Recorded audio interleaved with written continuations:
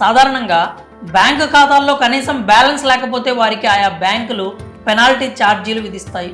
ఈ పెనాల్టీ విషయం ఒక్కో నగరంలో ఒక్కో విధంగా అమలు పరుస్తారు. గతంలో కూడా ఇలా జీరో బ్యాలెన్స్ మెయింటైన్ చేసే వారి ఖాతాలు, ఇన్యాక్టివ్లో ఉన్న వారి ఖాతాల గురించి ఆర్బీఐ కొన్ని నియమాలను ఆదేశించింది.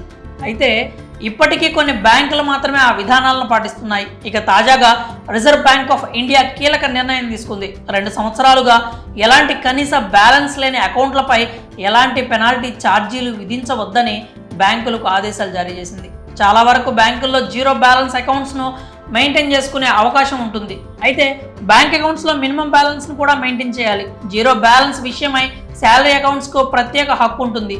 హెచ్డిఎఫ్సి, యాక్సిస్ బ్యాంకుల్లో కనీస నిల్వ 1000 రూపాయల నుంచి 10,000 వరకు ఉంటుంది. అయితే కొన్ని ఖాతాల్లో కనీస అమౌంట్ కూడా ఉండదు. మరికొందరు వారి అకౌంట్స్ను సంవత్సరాల తరబడి ఉపయోగించకుండా అలా వదిలేస్తూ ఉంటారు.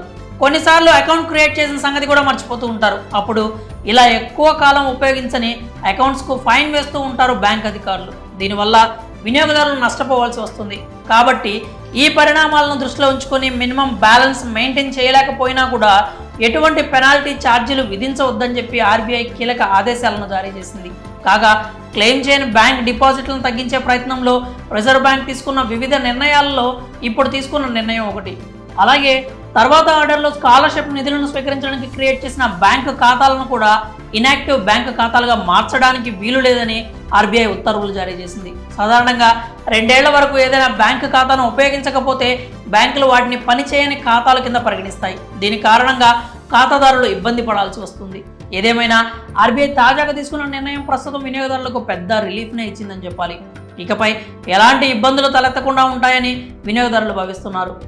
మరి పనిచేయని ఖాతాలకు కూడా కనీస ఛార్జీలను విధించకూడదని ఆర్బీఐ తీసుకున్న నిర్ణయంపై మీ అభిప్రాయాలు ఏంటో కామెంట్స్ రూపంలో తెలియజేయండి.